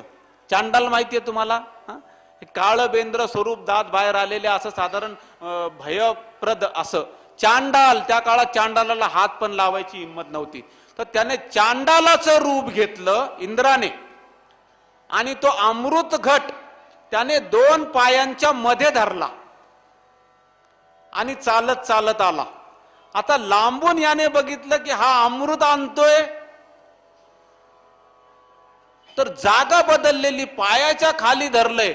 तर त्याला शंका आली, हे अमृत आहे की मूत्र आहे? बघा, शंका, अमृत आहे की मूत्र आहे या एका. आणि चांडाल परत तो म्हणतो, अरे घे, अमृत आहे. तो म्हणला, तुझं राहू दे तुझ्याजवळ, मला नको. अशा रीतीने इंद्राने स्वतःचं अमृतही वाचवलं. एक शंका तुमचा सर्वनाश करू शकते, लक्षात ठेवा. तुमचं अमरत्व हिसकावून घेऊ शकते, तुमचे अधिकार छिन्न भिन्न करू शकते. माझंही तसंच शंका आली, हा काय मला सांगणार म्हणे, ₹1.25 मागतोय. पण म्हटलं आता ठीक आहे. मी घरी गेलो, त्यावेळेला ₹1.25 खूप होता हो. ही 1972 सालची घटना आहे, लक्षात घ्या. त्यावेळेला पगार सुद्धा मला वाटतं 90-100 रुपये पगार असायचे, ₹1.25 खूप असायचा. आम्ही 2-2 पैसे, 1 पै 2 पै आम्ही बघितलेले आहेत. आणि त्या 2 पैयामध्ये आहे ना, एवढे म्हणजे भरपूर चुरमुरे यायचे त्यावेळेला, आहे की नाही. आता आजी बरोबर मान डोलावता येते, त्यांना माहिती आहे सगळं. तर त्यांनी आणा पैसा सगळं बघितलेलं आहे सगळं. तर ते चुरमुरे, तर ते ₹1.25 जमा करता करता माझ्या नाकी नऊ आले. इकडून थोडे घे, इकडून थोडे घे मित्रांकडून. आणि काय होतं, भजनामध्ये मी खूप असल्यामुळे माझी वट होती, खूप वट. मला खूप मानायची लोक, म्हणजे खूप मानायची मला लोक. त्यामुळे लगेच मग, अरे हा काहीतरी चांगलं करत असणार या भावनेने तो ₹1.25 जमा झाला. आणि मी परत एकदा दुसऱ्या दिवशी त्याच्याकडे गेलो, म्हटलं हा ₹1.25. तर तो काय म्हणाला, असा नाही, असा ₹1.25 नाही, तुझ्या मेहनतीचा ₹1.25 पाहिजे. आता 8 वर्षाच्या पोराला मेहनतीचा ₹1.25 कुठून आणायचा? सत्य घटना सांगतोय सगळं. मेहनतीचा ₹1.25 काय करायचं? शेवटी असं झालं की म्हटलं नाद सोडून द्यायचं, याला काही सांगायचंच नाहीये, नाही का. नाद सोडून दिला मी. तिकडून परत आलो घरी, ज्याचे आणले होते पैसे त्याला परत दिले. दुसऱ्या दिवशी बैल पोळा होता, आणि त्या निमित्त माझी मावशी इकडे देहू गावात राहते, तिच्याकडे माझं येणं झालं देहू गावामध्ये. तिथे आल्यानंतर एक गुलाबभाई म्हणून आहे, ते ढोल आणि टाशा वाजवतात बघा. एक ढोल असतो आणि टाशा. तर छोट्या छोट्या गोष्टींना मिरवण्यासाठी ती पद्धत, तुम्ही गावखेड्यामध्ये गेलात तर ती पद्धत असते की एक टाशावाला असतो आणि एक ढोलवाला असतो, फक्त तुम्हाला माहिती असेल ते सगळं. तर ते होतं. आणि हे गुलाबभाई जे होते ते टाशा वादक होते. ते माझ्याकडे आले, त्यांना माझी गायन कला माहिती होती की गातो हा म्हणून. ते म्हणले, काय रे तुला ढोल वाजवता येतो का? म्हणलं हो येतो की. तर म्हणले आज असं आहे की मला तळवडे नाही, खालुमरे, खालुमरे नावाचं गाव आहे, तिथे बैलांना मिरवायचंय, बैलपोळा आहे. बघ पुरणपोळीचं जेवण सुद्धा मिळेल आणि तुला काही थोडेफार पैसे सुद्धा मिळतील. अहो त्यावेळेला मी अत्यंत गरीब होतो, म्हणजे पुरणपोळी नाही, 8-8 दिवस आम्ही अन्न नाही बघितलेलं, तुम्हाला सांगतो, पाण्यावरती राहिलेलो, अशी गरिबी आमची. पुरणपोळीचं जेवण म्हटल्यानंतर डोळे असे लकाकले माझे, असं वाटलं परमेश्वरच. त्यावेळेला पुरणपोळी म्हणजे परमेश्वरच, तुम्हाला सांगतो. गेलो मी त्या पुरणपोळीच्या लोभापायी, त्या बैलांना हिंडवलं, चालत गेलो, साधनं नव्हती, देहू ते खालुमरे चालत गेलो, लक्षात घ्या. आणि त्या बैलांना हिंडवलं, त्याच्यानंतर पुरणपोळी खाल्ली आणि गंमत म्हणजे हातावर ₹1.25 मिळाला. ₹1.25 मिळाला. काय आठवलं? तो भिकारी आठवला परत. अरे म्हटलं दुसऱ्याच दिवशी सोय. तातडीने काकाला म्हटलं मी चाललो. अरे म्हटलं थांब 1-2 दिवस. नाही चाललो म्हटलं मी आता मला अडू नका. तुम्हाला सांगतो मी विदाऊट तिकीट, कारण पैसे खर्च करायचे नाही. आता ₹1.25 फार महत्वाचा आहे, कारण आम्ही आता विदाऊट तिकीट पकडलं तरी आमच्याकडून काय मिळणार कोणाला. विदाऊट तिकीट परत गाठलं मी माझं लोणावळा आणि त्याच्यानंतर परत भांगरवाडी आणि त्याला म्हटलं हा घ्या ₹1.25. ज्ञानी होता तो. त्याला हे सांगायची गरज नव्हती की आता हे मेहनतीचं नाहीये, असं नाहीये. ते आता ओळखलं गेलं ते मेहनतीचं आहे. मग म्हटला घेऊन जा पैसे. अरे म्हटलं हा काय प्रकार आहे? एकदा तर आणायला सांगतो नंतर घेऊन जा म्हणतो. म्हटलं घेऊन जा म्हणजे मी पैसे नकोय, या पैशात जे साहित्य देतो ते साहित्य घेऊन ये. मग एक नारळ, उदबत्त्या, खडीसाखर, एक हार, असं त्यांनी ते लिहून दिलं सगळं. आणि ते सगळं घेऊन ये. आणि कुठं ये तर म्हणे पेट्रोल पंप आहे एक बारसेचा, त्याच्या पाठीमागे भूत बंगला आहे. ते आम्ही तिथं जायला घाबरायचो, म्हणजे 7 नंतर तिथं जायचंच नाही. त्या भूत बंगल्याच्या तिथे मी राहतो, तिथं 8 वाजता ये रात्री. म्हटलं हे सामान आणायचं इथपर्यंत बरोबर आहे, पण हे 8 वाजता भूत बंगल्यात जायचं हे काही खरं नाही. आता सांगायचं कुणाला? एकटा ये. आता काय करायचं? अवस्था बिकट, तुम्हाला सांगतो, अवस्था बिकट. पण बाल हट्ट, त्याला काही मग पुढे मागे नाही. मग सगळ्या वस्तू आणल्या. रात्री तिथे गेलो 8 वाजता, तर समोर त्यांनी, थंडीचे दिवस होते थोडेसे, त्यांनी शेकोटी पेटवली होती.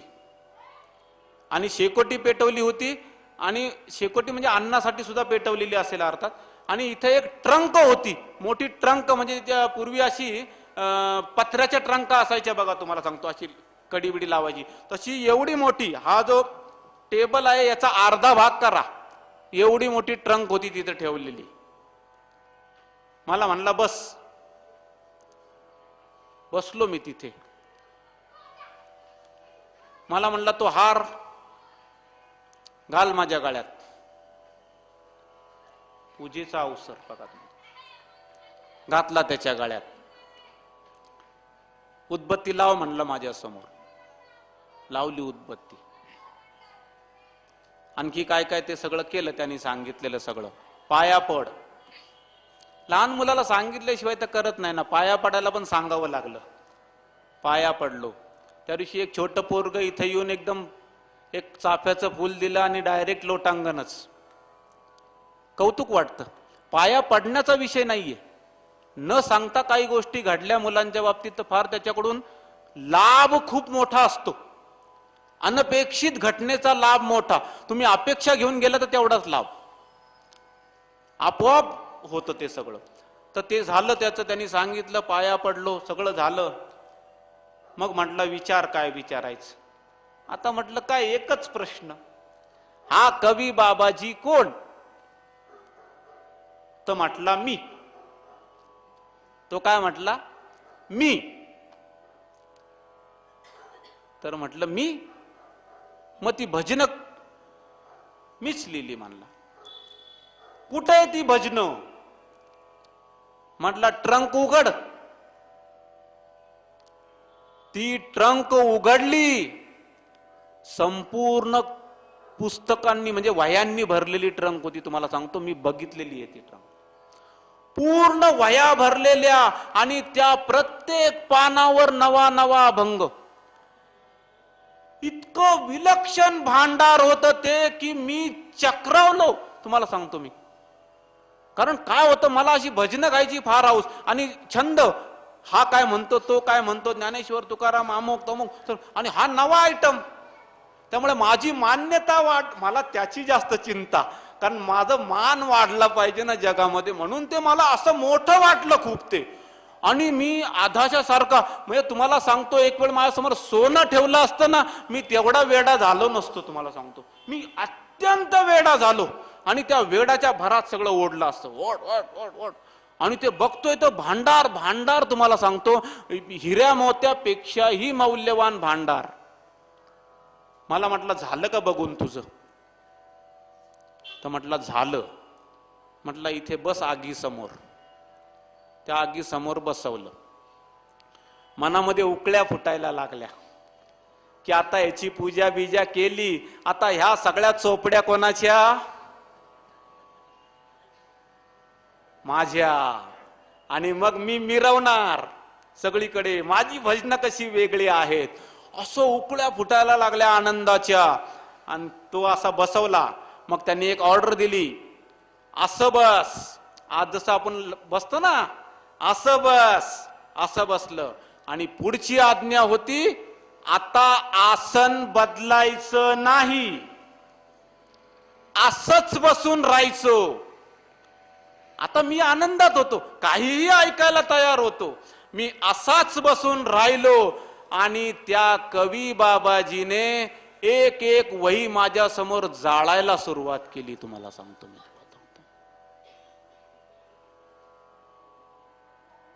जेवढा आनंदी होतो, पहिली वही ज्या वेळेला त्यांनी यज्ञात दिशी आहुती टाकतो ना, तशी टाकली आणि इथं असं चर झालं. तुम्हाला सांगतो मी, कापलं. तुम्हाला सांगतो.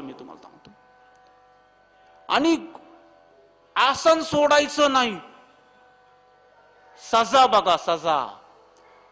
बोलायचं नाही, आसन सोडायचं नाही. आणि तुम्हाला सांगतो, माझ्या समोर 1 2 3 4 त्या ट्रंकेतला शेवटचा कागद सगळंच्या सगळं त्या बाबाजीनी, मला प्रचंड राग आतमधून, तुम्हाला आता तुम्ही कल्पना करा मी काय म्हणतोय ते सगळं. आणि माझ्या समोर ते सगळं भांडार त्याने जाळून टाकलं. तुम्हाला सांगतो, अक्षरशः जाळलं. आणि तो जो काही स्ट्रोक बसला मला, तो जो काही मला धसका बसला म्हणूया आपण त्यावेळेला, किंवा काय झालं माहित नाही, पण तो काहीतरी विलक्षण होतं. एखाद्या वेळी असं असतं ना की त्यांनी मला मारून टाकलं असतं तर ते सुसह्य होतं. इतक्या प्रचंड वेदना असू शकतात ते मी अनुभवलं तिथं. तुम्हाला सांगतो मी. आणि त्यानंतर आसन सोडू नको, काय करणार? आणि डोळे उघडे ठेवायचे, बघायचं सगळं. आणि त्यानंतर सगळं जाळल्यानंतर पठ्ठ्या मला म्हणतोय, आता डोळे बंद कर.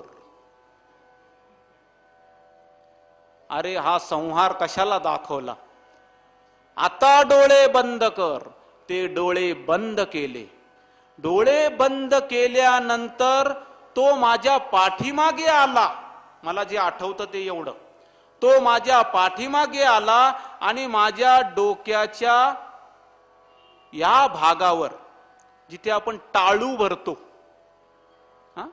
लहान पोराची टाळू भरतो आपण, त्या टाळूवर, आता आम्ही गरीब त्यामुळे आमच्या टाळूवर कोणी साधं तेलही टाकलं नाही. तुम्हाला सांगतो, पण त्या टाळूवर त्याने असं डोकं मारलं जोरात की मी बेशुद्ध झालो. आणि एवढंच मला आठवतंय, मला त्यानंतर जी शुद्ध आली ती 3 दिवसानंतर आली. 3 दिवस बेशुद्ध अवस्था, 3 दिवसानंतर शुद्ध आली.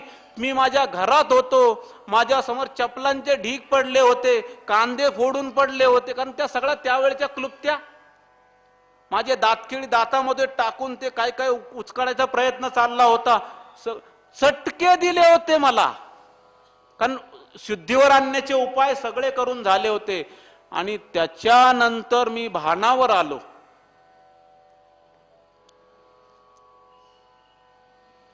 तर पहिल्यांदा काय घडलं असेल तुम्हाला माहिती असेल. पहिल्यांदा तो जो आजही जिवंत येतो, बबन बारसे त्याचं नाव. त्या बारशेने सांगितलं की हा भूत बंगल्यात सापडला म्हणून. त्यामुळे पहिल्यांदा मला काय झालं असेल तर आमच्या घरातली मंडळी प्रचंड चिडली. तिथे जायला कोणी सांगितलं तुला? म्हणजे भूताने झपाटल्याचाच विषय होता तो. आणि मला तेवढंच आठवतं फक्त, त्याच्या पुढं काय झालं मला काही आठवत नाही. मला काही उत्तर देता आलं नाही. पण त्या दिवसापासून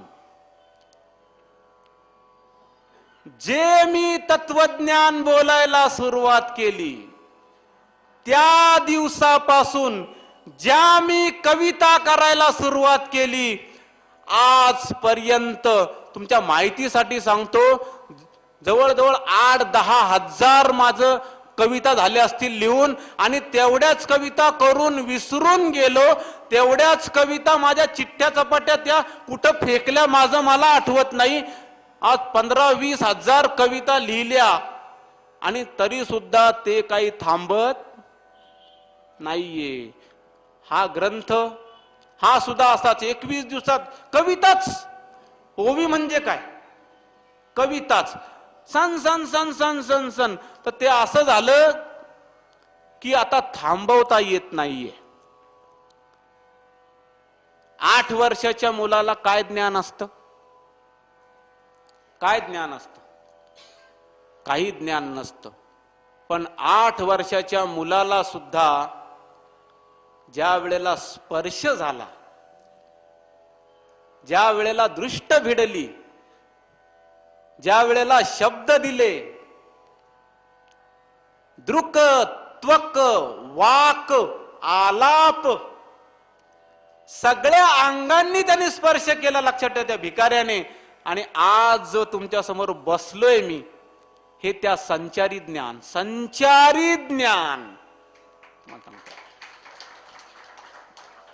हे गुरुकडून तसं, हे गुरुकडचं ज्ञान नाहीये, हे वेगळं आहे तुम्हाला सांगतो.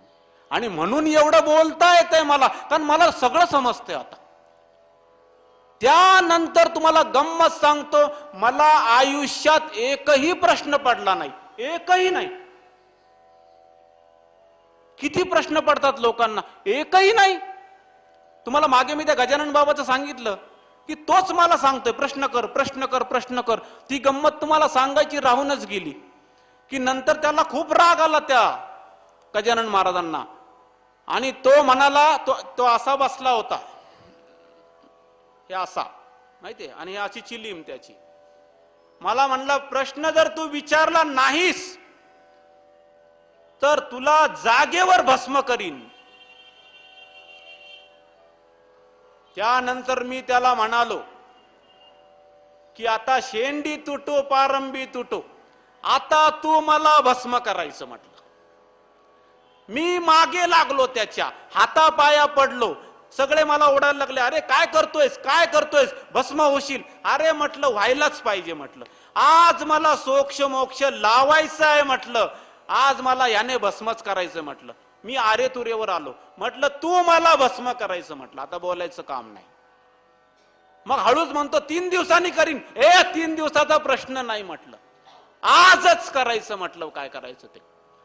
आणि लक्षात घ्या, तुमचं आमचं सामर्थ्य किती तुम्हाला माहित नाहीये. मी 8 वर्षाचा होतो त्या वेळेला ही घटना घडलेली आहे. सामर्थ्य किती असतं हे तुमच्या आमच्यात आहे. मग शेवटी मी त्याला फक्त शब्द बोललो, शब्द. पुढचं ज्ञान नाही, शब्द ज्ञान किती काम करतं बघा. मी त्याला म्हटलं, जर तू मला जर आता 1 मिनिटात भस्म केलं नाही तर मी तुला भस्म करीन. आणि त्याने लगेच मांडी सोडली.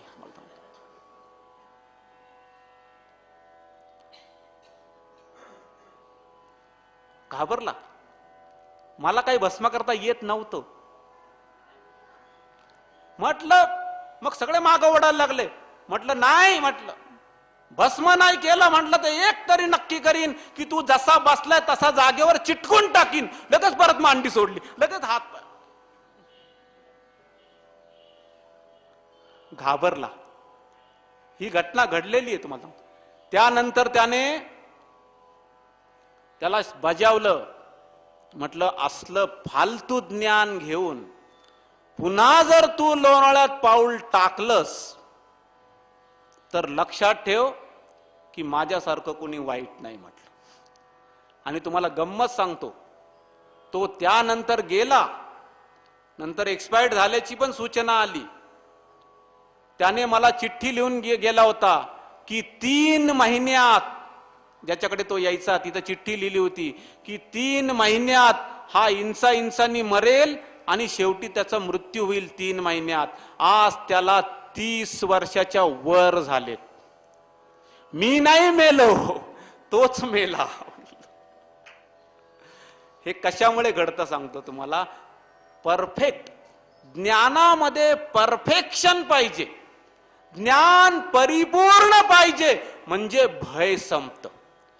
जी गोष्ट तुमचं भय संपवत नाही ते सगळं अज्ञान. लक्षात ठेवा, ज्या गोष्टीमुळे भय संपतं, माणूस निर्भय होतो, अमृत तत्वाकडे जातो, अमरत्वाकडे जातो, त्याला ज्ञान म्हणायचं तुम्हाला सांगतो. आणि शब्द ही ज्ञानाची पहिली पातळी. पहिली पातळी शब्द. त्या शब्दावर आज आपण जमलेलो आहोत. तुम्ही लक्षात घ्या, शब्द. आज सुद्धा हा शब्दरूपी ईश्वर प्रकट झाला. परमेश्वराचं शास्त्र, त्याचे शब्द. आणि म्हणून त्या शब्दांचा प्रॉब्लेम असा आहे की आज 17वा 16वा का 17वा 18वा 17वा 18वा 2 अध्यायांचं मिश्रण आज घेतलं होतं. 216 ओव्या. आणि या 216 ओव्यांमधली अजून 1 ओवी पूर्ण झालेली नाही. कारण मी त्या शब्दज्ञानावर, ज्ञानाचे 4 स्तर. काय करायचं?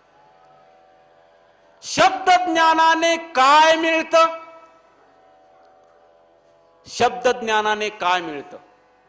शब्द ज्ञानाने परमेश्वराच्या अस्तित्वाची जाणीव होते. हे पहिलं ज्ञान.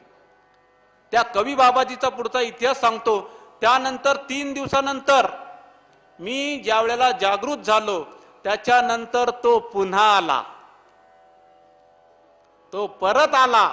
तो परत तिथून फिरायला लागला. तो कवी बाबाजी टुनटुन टुनटुन करत फिरायला लागला. आणि त्या दिवशी गंमत म्हणजे त्याला आमच्या करंटी लोक सगळी, तुम्हाला सांगतो मी, आणि मलाही फारसं कळत नव्हतं, पण आमच्या त्या संपूर्ण वाड्यामध्ये कुणीही भिक्षा दिली नाही. तुम्हाला सांगतो, रामाचं मंदिर होतं, त्या रामाच्या मंदिराच्या पायरीवर तो बसला. आणि एक रगडे नावाचा गृहस्थ होता, अत्यंत अभिमानी. तो रगडे नावाचा गृहस्थ त्याला म्हणाला, साल्या धडधाकड दिसतोयस, कमवून खा, भिका कशाला मागताय? तो स्वतःला फार शंकराचा भक्त समजत होता. भिका कशाला मागताय? आणि काही मिळालं नाही तर शेण खा. आणि तुम्हाला गंमत सांगतो, त्या रामाच्या मंदिरासमोर त्याच वेळेला एक गायीने शेणाचा पो टाकला. आणि या माझ्या कवी बाबाजीने तिथे जाऊन तो गरम गरम शेणाचा पो घेतला आणि त्या रामाच्या पायरीवर बसून, जसं आपण पुरणपोळी खातो ना, तेवढ्याच आनंदाने तो अख्खं ते गाईचं शेण त्याने खाल्लं. तुम्हाला सांगतो, तो रगडे, त्याची अवस्था तुम्हाला सांगतो, तो रगडे नंतर हातापाया पडत होता त्याच्या, की नका, मी चुकलो, मला माफ करा, हे करा. पण शब्द गेला. म्हटले आता शेण खा म्हटलं तर शेण खायला सुरुवात केली. आणि तितक्याच आनंदाने सुख दुःखे ज्याला समान पै झाली, त्याची स्थिती आली समाधीची. उघडी समाधी ती. तो खाल्लं त्यांनी आणि त्यानंतर परत गेला. मला म्हटलं, मी आता उद्यापासून या आळीमध्ये येणार नाही. कृपा आटली, झरा आटला कृपेचा. राग आला. परमेश्वराला सुद्धा थोडासा राग येतोच, पण तो भल्याच्या दृष्टीने. कारण उद्या जर मला त्रास देणाऱ्यांची संख्या वाढली तर माझ्या तोंडून शापवाणी जाईल, काही त्याचं अहित होईल.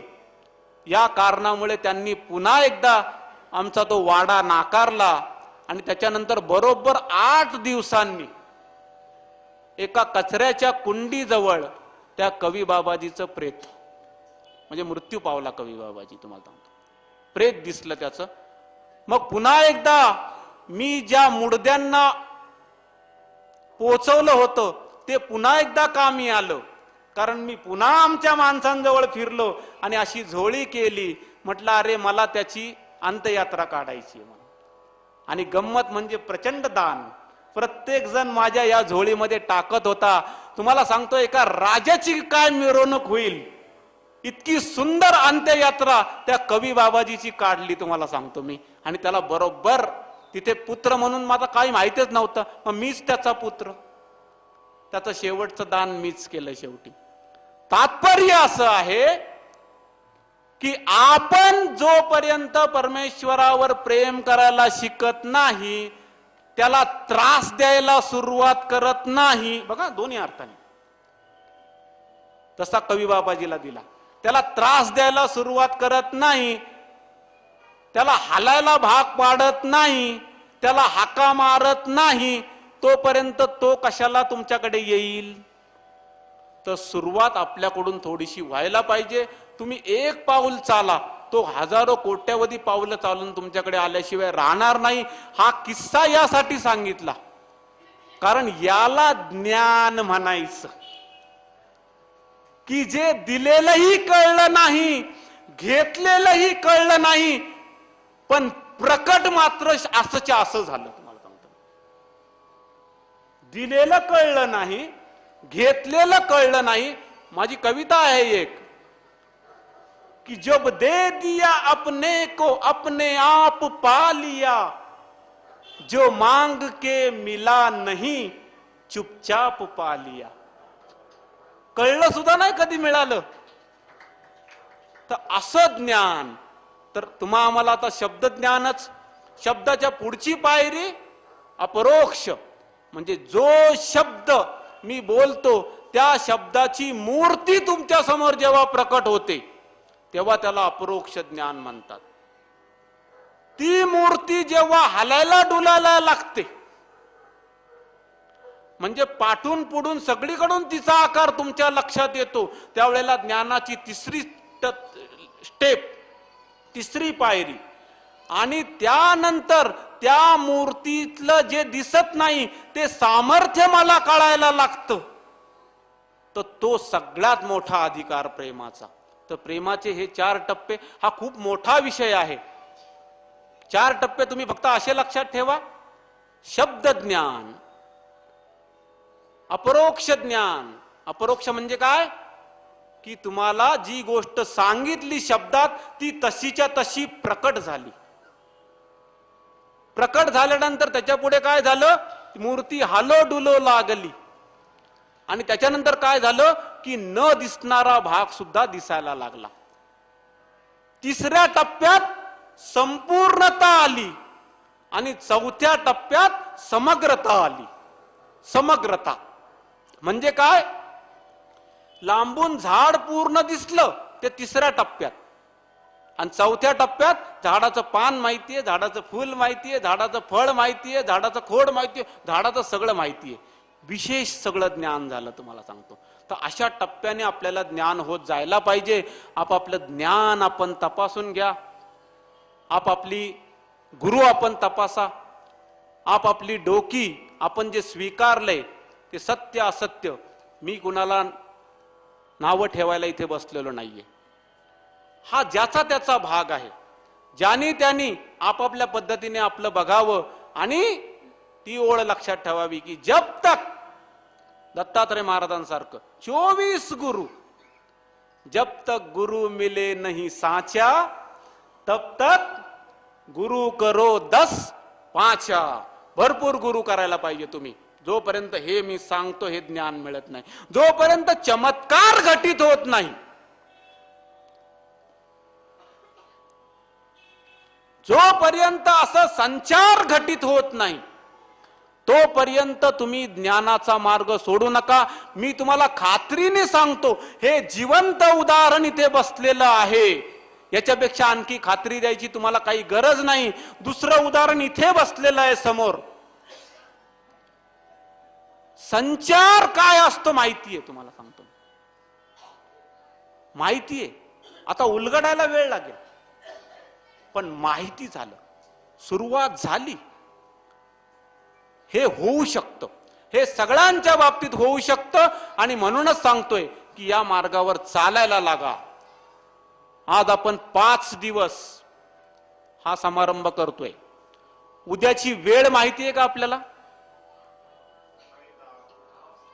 सकाळी 10ला सुरू करायचं आपल्याला. त्यामुळे 9:30 वाजता या. एकतर ज्या वेळेला एखादा माणूस 4 धाम यात्रा करतो, बरोबर आहे की नाही, 4 धामाची यात्रा करतो. आता 4 धामाला गेल्यानंतर सुद्धा ती 4 धामाची यात्रा परिपूर्ण मानली जात नाही. का? कारण त्याची 5वी स्टेप आहे.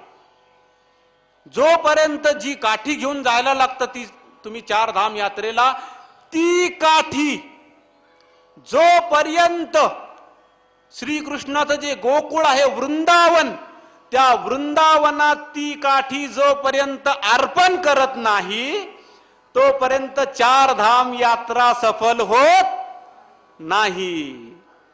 आज काय आहे? गोकुळ अष्टमी आहे. उद्या काय आहे? गोपाळ काला आहे.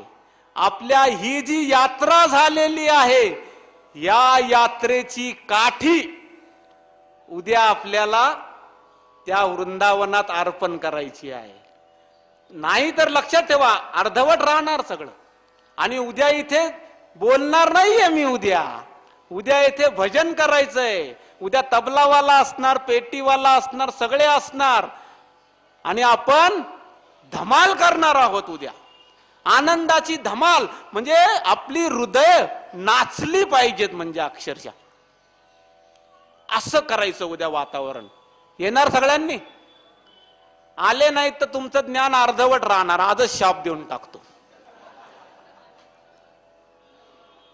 उद्या आपल्याला ती काठी व्हायची आहे. आणि उद्या दत्त महाराजांचं ज्ञान नाही. उद्या सबसे ऊंची प्रेम सगाई. उद्या आता आपल्याला प्रेमी बनायचंय परमेश्वराचं. हे जे 4 स्टेप आहेत ना, या 4 स्टेपाच्या पुढची 5वी स्टेप, ज्याला विषय प्रेम, म्हणजे मी भक्त तू देव, आहे की नाही? मी भक्त तू देव. नको ब्रह्मस्थिती, आत्मज्ञान भाव, काहीच नको. मी भक्त तू देव ऐसे करी. असं काहीतरी कर की तू परमेश्वर आणि मी भक्त, आणि मग सुरू. आणि ते उद्या आपल्याला बघायला मिळेल. तर उद्या सगळ्यांनी आपला हा जो सप्ताह आहे, या सप्ताहाचं ते शेवटचं टोक आहे.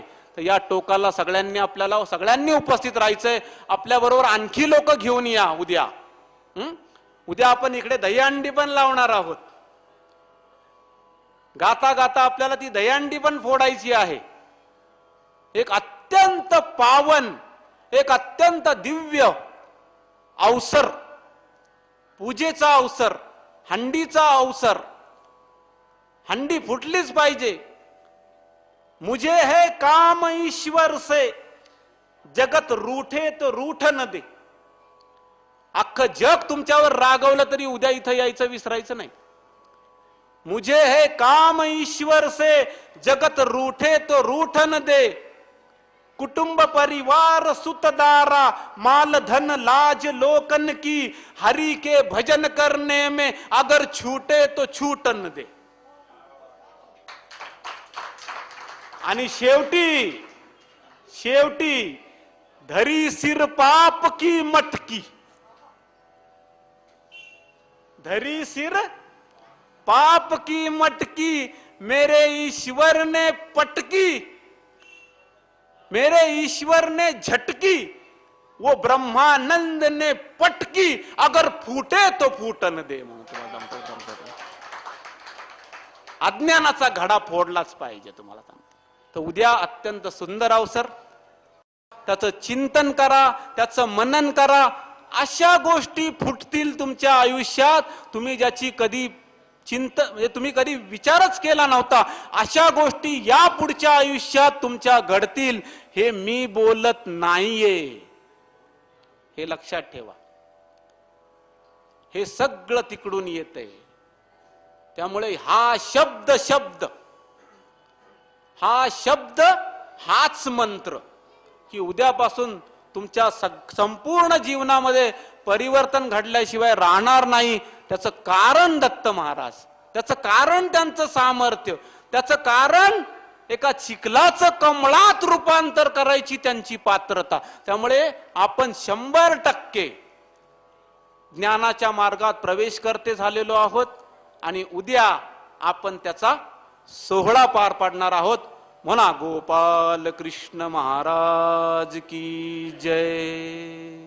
अवधूत चिंतन श्री गुरुदेव दत्त, श्री गुरुदेव दत्त, श्री गुरुदेव दत्त, श्री गुरुदेव दत्त.